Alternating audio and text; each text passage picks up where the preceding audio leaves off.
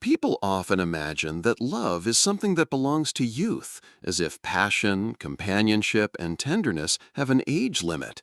But when you reach your 70s, something remarkable happens. The search for love stops being about proving anything to the world and starts being about what truly nourishes your heart. It is no longer about chasing fireworks, it is about savoring the warmth of a steady flame. That's why love feels different now. It carries the weight of experience, the softness of patience, and the gift of knowing yourself more deeply than ever before. Aging changes the way you approach relationships, not because you lose something, but because you gain a perspective that younger years rarely allow. You understand the value of time, not in a fearful way, but in a way that helps you notice small moments, the comfort of a shared meal, the ease of laughter over old memories, the quiet joy of someone reaching for your hand. These things might once have seemed ordinary, but now they shine in a completely different light. And yet, it's easy to believe that the doors to love have closed. Many people in their 70s carry unspoken doubts. Is it too late for me? Would anyone see me as lovable now? If you have ever asked yourself those questions, you are not alone. They are gentle reminders of how deeply you still long for connection. The truth is, the capacity for love doesn't disappear with age, it simply changes shape. Instead of rushing into it, you begin to ask yourself, what does companionship mean to me today? What kind of presence do I want in my life now, not 20 or 30 years ago, but now? These questions are not meant to pressure you, they are invitations to notice your own heart with kindness. Take a moment to reflect. Do you still hold on to old beliefs about what love should look like? Perhaps ideas formed decades ago, shaped by movies, by culture, or even by the expectations of others? What if, instead of chasing those old scripts, you allowed yourself to write a new one that fits the person you are today, with your wisdom, your stories, and your scars?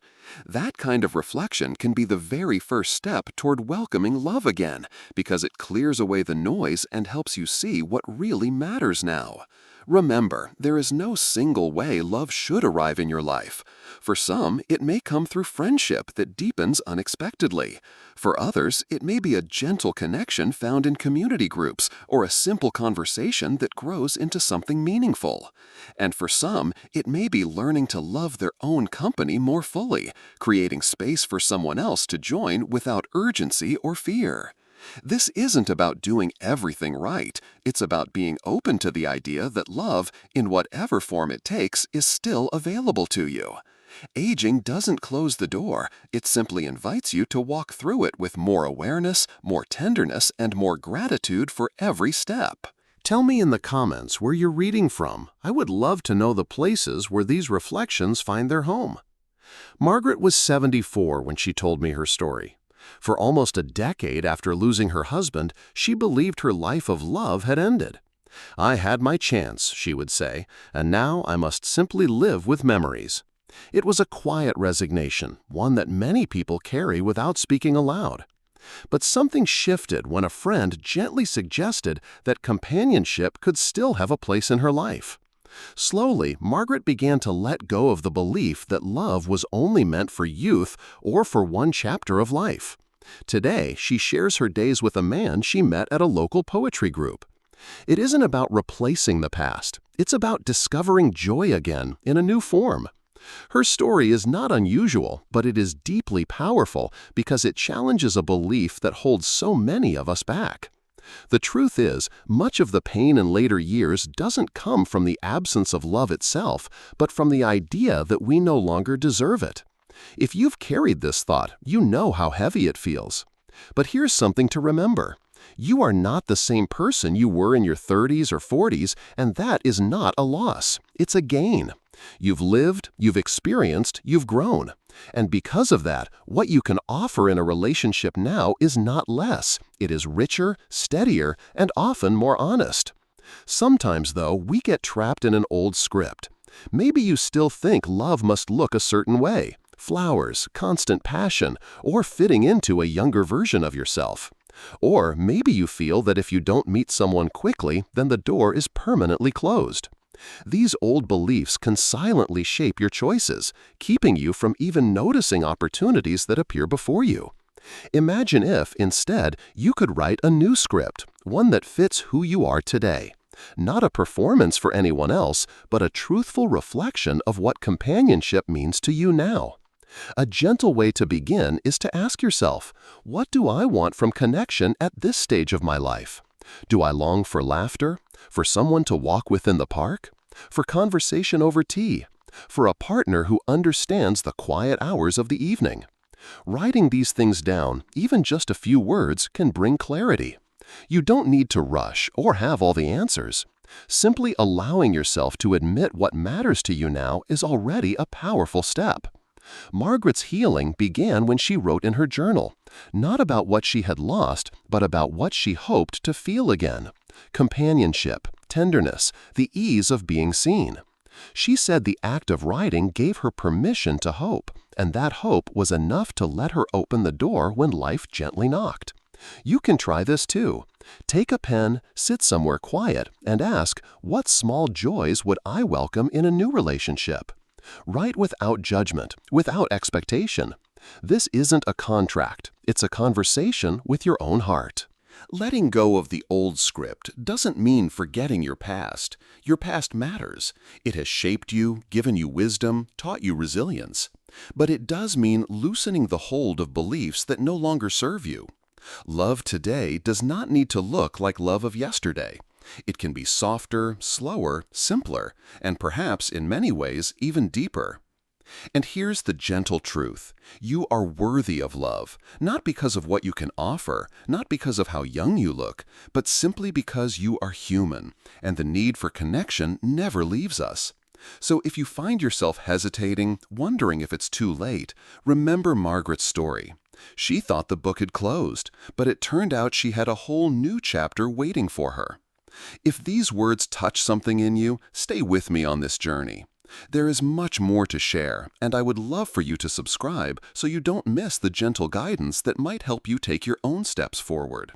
Sometimes the smallest shift in perspective can open the largest door, and perhaps your door is already waiting. One of the tender truths about love in our later years is that the body quietly asks for more patience and care. You might have noticed that what once felt effortless now requires a little more thoughtfulness. That doesn't mean you've lost anything essential. It simply means your body has changed, and with it, the way you connect to intimacy and companionship. Understanding this change is not about medicalizing love, but about respecting the ways your body supports you. As we age, our hormone levels naturally shift. Estrogen and testosterone, which play a role in desire and energy, are no longer at the same levels they once were. Circulation slows a little, joints may stiffen, digestion might feel more delicate. These are ordinary processes of aging, but they can also influence how comfortable you feel in your own skin, and, by extension, how freely you show closeness to another. Knowing this is not meant to create worry. It is meant to give you permission to be gentle with yourself. Instead of expecting your body to perform as it did 30 years ago, you can approach intimacy with curiosity and kindness. You may discover that tenderness, touch, and companionship can be even more meaningful when there's no pressure to be anyone other than who you are today. I once spoke with Daniel, 76, who shared how frustrated he felt when physical closeness didn't unfold as smoothly as it had in his younger years. He thought something was wrong with him. But after a conversation with his doctor, he realized it was simply his body adapting to age. With a few small adjustments, more time for rest, a gentler pace in physical activity, and regular walks to improve circulation, he found not only that intimacy became more comfortable, but also that his overall energy lifted. His story is a reminder that love is not lost when the body changes. It simply asks for new ways of care. Perhaps you've felt something similar. Have you noticed moments when your body doesn't respond the way you expect? Instead of seeing that as a limitation, could you consider it as an invitation to listen more closely to yourself? For example, building simple routines like stretching in the morning, drinking water steadily throughout the day, or choosing foods that leave you light instead of heavy can ease tension and improve vitality. None of this has to be dramatic. Even 10 minutes of gentle walking or a short practice of mindful breathing can make you feel more present in your body, and being present is one of the greatest gifts you can bring into a relationship. Caring for your health isn't about trying to become younger. It's about giving yourself the best possible conditions to enjoy the richness of connection now. You don't need to transform overnight or follow complicated regimens. Start with kindness. What one small shift could make your body feel just a little more at ease? Maybe it's an earlier bedtime. Maybe it's replacing heavy dinners with lighter meals. Or maybe it's scheduling that medical checkup you've been postponing. Each small step is a form of love you give yourself, and that love naturally extends to others. When you honor your body's needs, you also honor your capacity for intimacy. You show yourself that you are worth the effort, worth the patience, worth the care. And that sense of worthiness is often the very thing that allows love to blossom again, no matter your age. So if you ever feel discouraged by the ways your body has changed, remember, those changes are simply reminders to slow down, to adapt, and to approach yourself with the same tenderness you hope to share with someone else. When the body feels cared for, the heart has more space to open, and that is where love quietly, beautifully begins again. Many people tell me that the hardest part of finding love later in life is simply knowing where to begin. The desire for companionship is there, the readiness of the heart is there, but the question of how to meet someone new feels overwhelming. It's natural to feel that way, especially if many years have passed since you last opened yourself to new connections. But let me reassure you, you don't need to rush or force anything. Meeting people in your 70s or beyond is not about trying to recreate the energy of youth, but about finding gentle ways to step back into the flow of life, where new encounters can naturally happen.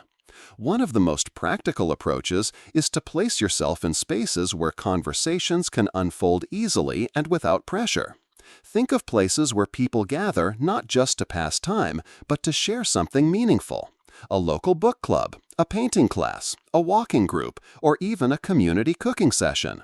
These settings are powerful because they bring people together around a shared interest, which gives you something to talk about immediately. You don't have to be charming or witty, you simply have to be present and curious.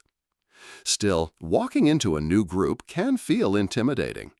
That's why it helps to start with something small and manageable.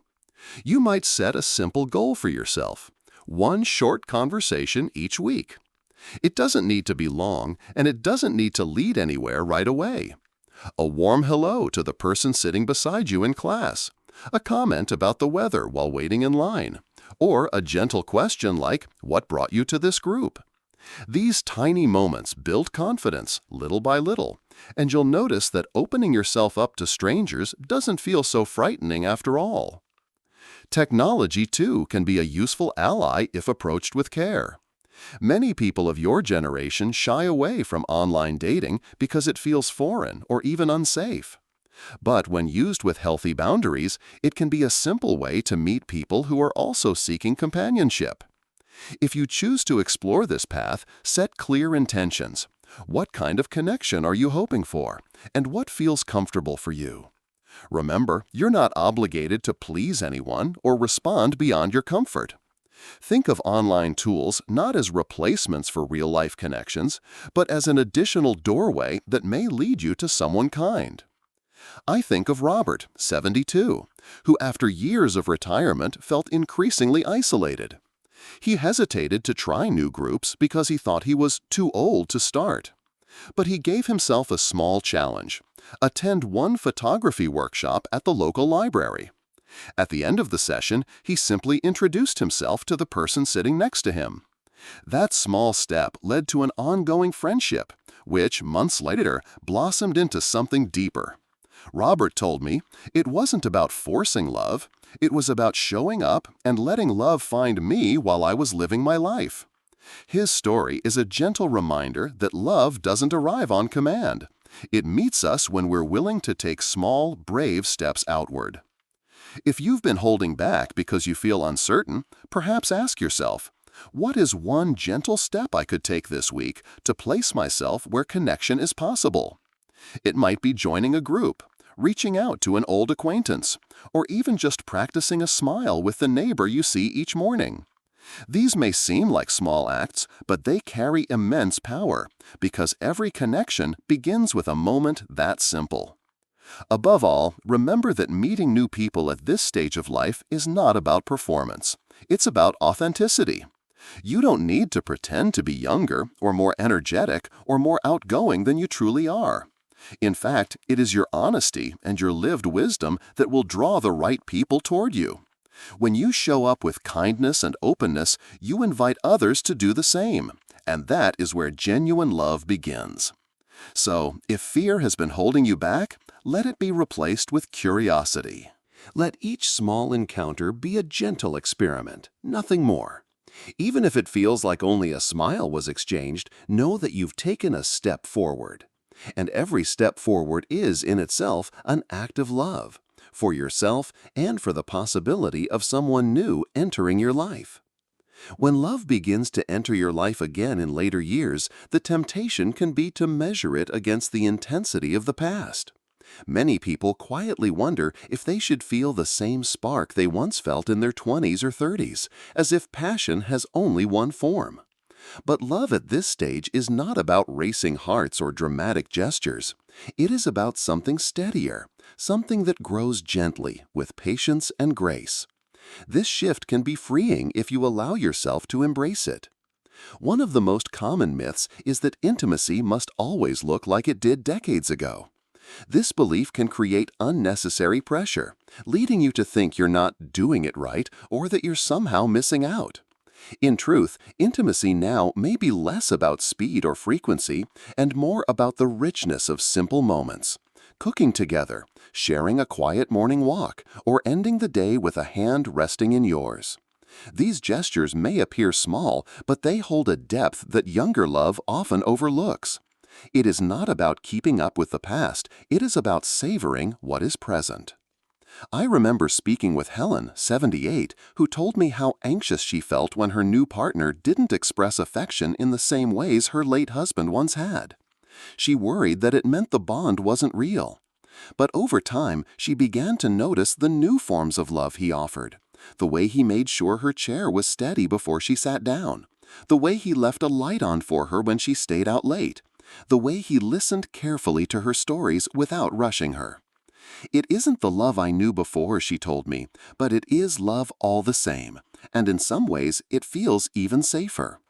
Her realization shows how love evolves to match the stage of life we're in without being any less valuable. Perhaps it helps to pause and ask yourself, what does love mean to me now?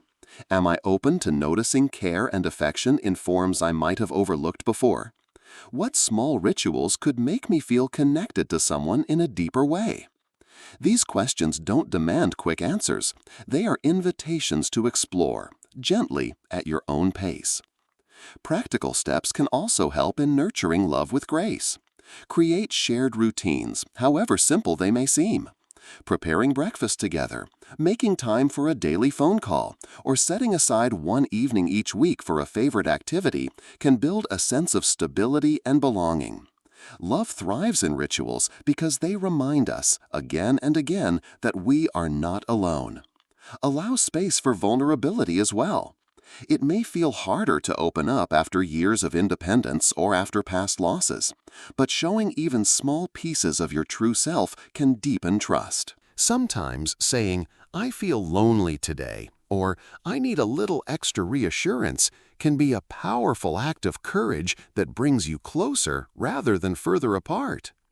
Love at this age is not about perfection. It is about presence. It is about showing up day after day with kindness, patience, and the willingness to share life's quiet details. And when you approach love with that spirit, you find that it is not weaker than before, it is wiser. It does not burn out quickly because it doesn't try to prove itself. Instead, it settles into the heart like a steady flame that warms without demanding attention. So if you find yourself questioning whether your love story now measures up to the past, release that comparison. You are not meant to repeat old chapters, you are meant to write new ones. And in these new pages, love may look gentler, but it is no less profound.